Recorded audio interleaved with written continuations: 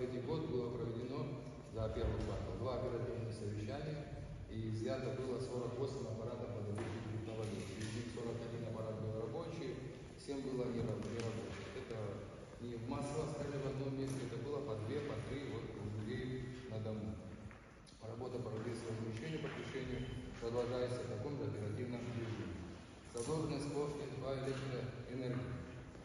За январь-март 2023 года начислено 32 миллиона рублей 853 тысячи. Оплачено 6 миллионов 548 тысяч рублей, что составило 19,9%. Из них юридическими лицами оплачено 1 миллион 380 тысяч рублей, это составило 71%. Физическими лицами оплачено 5 миллионов 168 тысяч, что составило 16,7%.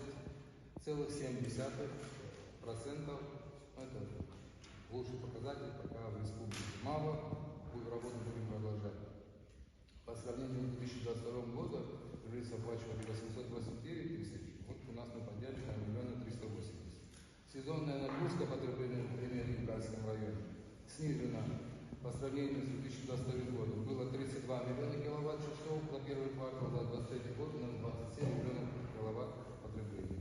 Это есть объективные причины, субъективные. Мы провели ряд работ, заменили уличное освещение на энергосберегающее, которое позволило еще снизить нагрузку. Ну и ряд таких работ. Проводимые работы в администрации Кальской РОЗ за первый квартал.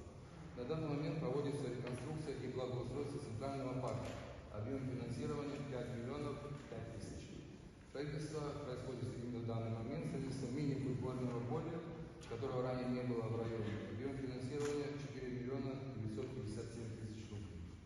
Для управления сельского хозяйства в первом квартале был приобретен мини-трактор. Он мини считается, что это средняя сумма 1 миллион 700 тысяч, деньги уже отправлены, и на днях он будет уже у нас на границе. Будем уже думать о перевозке. Также в районе проводится строительство детской площадки.